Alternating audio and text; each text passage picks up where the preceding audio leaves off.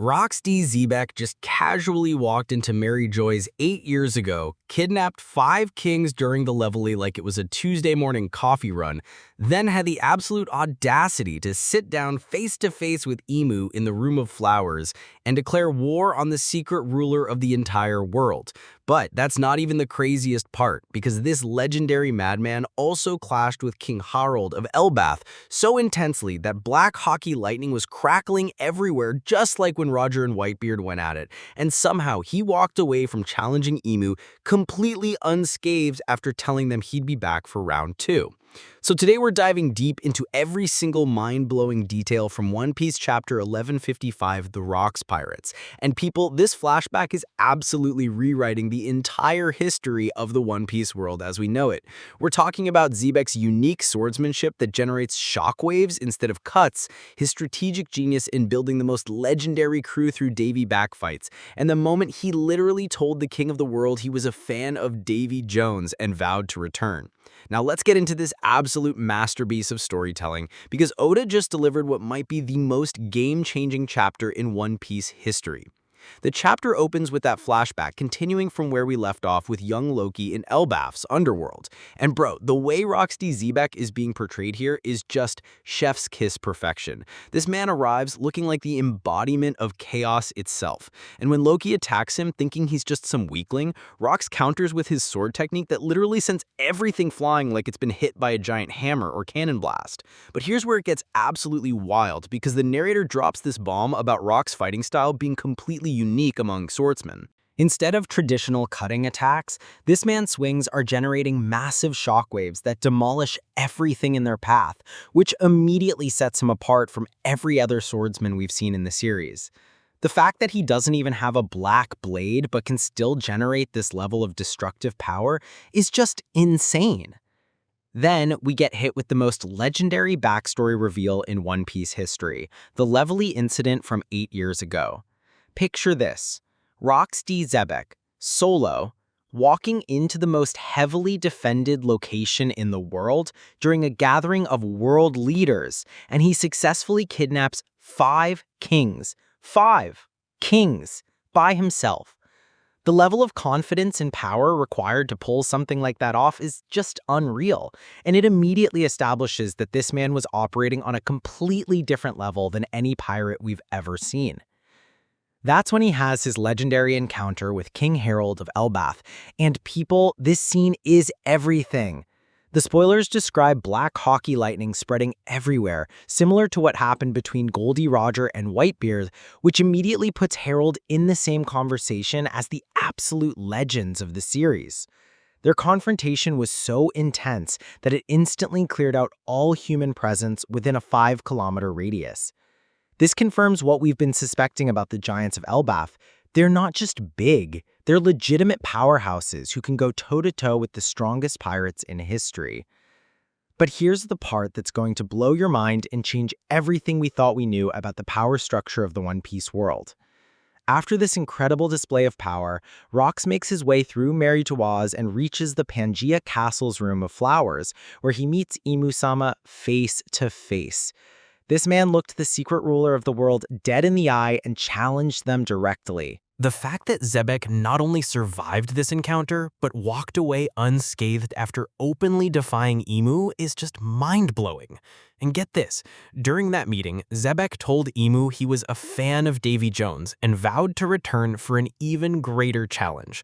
This connection to Davy Jones is huge because it ties into the whole Davy back fight system that Xebec used to build his crew, and it suggests there's so much more to this legendary pirate figure than we ever imagined. The scene also reveals that Saint Gunku, one of the holy knights we see in the present day, was already serving Imu back then, which gives us some timeline context for how long these power structures have been in place. Now let's talk about how Rox built his crew, because this changes everything we thought we knew about the Rocks Pirates.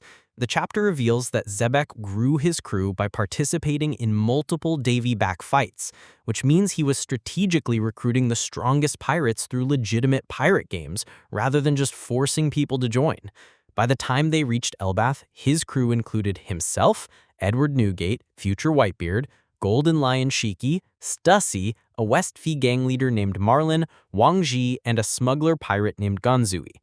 This roster is just stacked with future legends, and knowing that Xebec assembled them through Davy backfights adds this whole new layer to his character as both a strategic recruiter and a dominant force.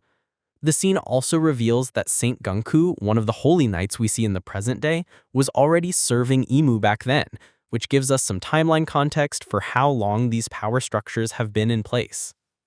But what's really getting everyone excited is the confirmation that's been building up over the last few chapters.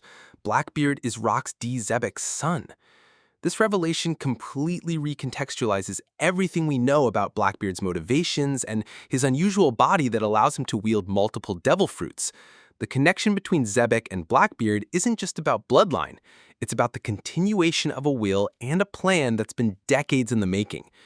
This also explains why Saint Saturn mentioned that the five elders are aware of Blackbeard's bloodline back in chapter 1107.